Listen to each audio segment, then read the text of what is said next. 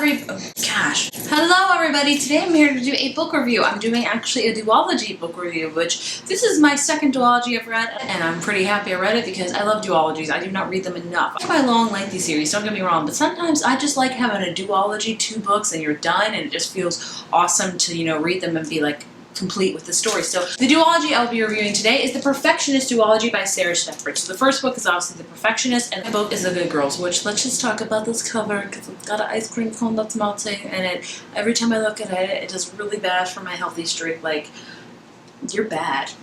I don't like it. But anyway, this is by Sara Shephard. I'm sure you've heard of the name Sara Shephard because she wrote the very popular Pretty Little Liars series, which I have read about 7 of the books, but I kind of gave up on them because there are so many. Like, what is there, 10, 11?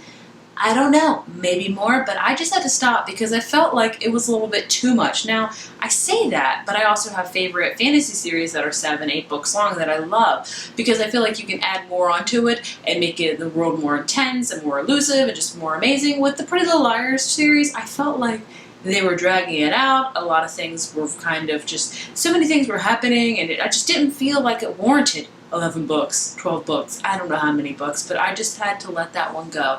And that's not to say I didn't like Sara Shephard's writing, because I do. I find it very addicting, but I just felt like I would never finish that. I just felt like I would never finish that. So that's why I haven't finished the Pretty Little Liars series, and I don't think I ever will. Maybe one day.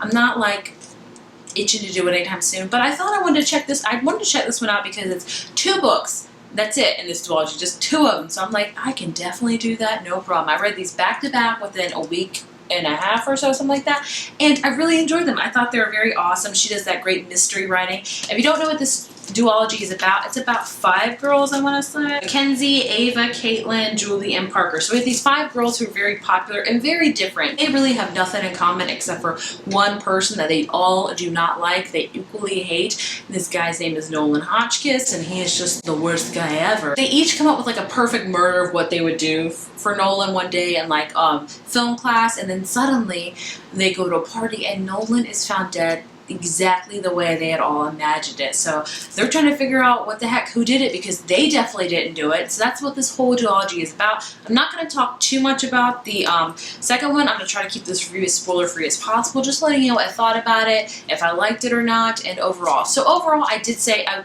really did like this duology. I gave both books a 3 out of 5. I would say a 3.5 if we're gonna, well, I'll actually say I give this one a 3, and I would give this one a 3.5. And I know that's kind of a low rating, but I did enjoy it. Sara Shephard has very addictive writing where she quickly wraps you in and you're constantly trying to figure out who done it, and she throws you for loops a lot. I did enjoy her writing. I'm not gonna say it's my favorite type of like, thriller or something like that, but I still really did enjoy it. So don't be fooled by the kind of low ratings. 3 stars means I enjoyed it. 4 stars means I really, really liked it. There was a couple things I didn't love, and 5 stars means I was obsessed with it. 2 stars, when it gets to 1 and 2, that's when I'm like, no thanks, not for me. So 3 and 3.5 stars I think are fair ratings for this. I gave 3 stars to this one because it took me a while to get into. We have 5 main characters, and they each have very different homes lives. And they each have very different home life, which I really did like seeing. This book had a lot of diversity in it. We had a Indian character, if I'm not mistaken. We had a character with 2 moms. We had a character who has had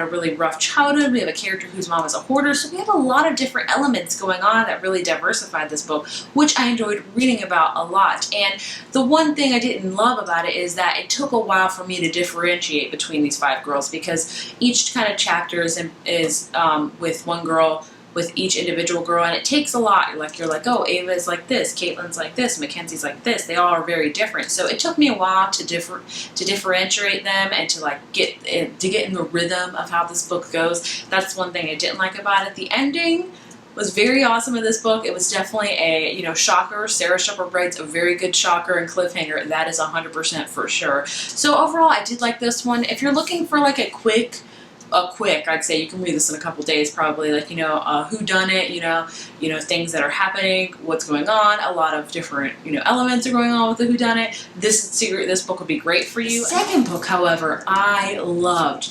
The ending, the whole spiel of this whole book, when you finally figure out whodunit, the big mystery, I did not see coming 100%. Like, it was thrown out of left field. But then when it was finally revealed, I was like, oh, and everything in my mind pieced together. And I was like, I am such an idiot for not seeing this sooner. I feel stupid, but I love the way Sara Shephard wrote that, and the ending. I just love how she concluded that mystery. I think it's awesome. The topic on how she did it, I will not spoil it for you. The ending was even more awesomer. Like, it wrapped up nicely, but it still left you like with a big question mark, which I'm okay with. Sometimes I'm not okay with that, but this one I felt like it just kind of ended the whole duology perfectly. Like, you know, there is room to grow on this, honestly. I don't know if I want it to or not, because I like how it's just 2 books and you're done, but I still really enjoyed how this one ended. So I definitely like this one a lot more than the first one. You know, it touched on a lot more things. We figure out more about the girls. We get even deeper into the mystery, which I just loved. So,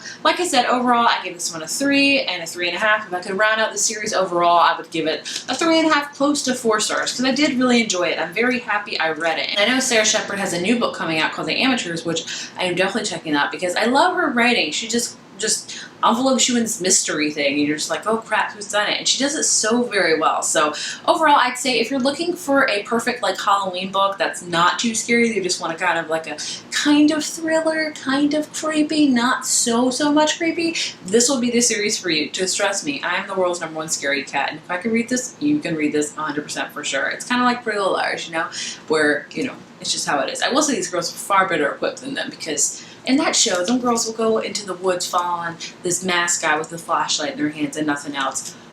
Why?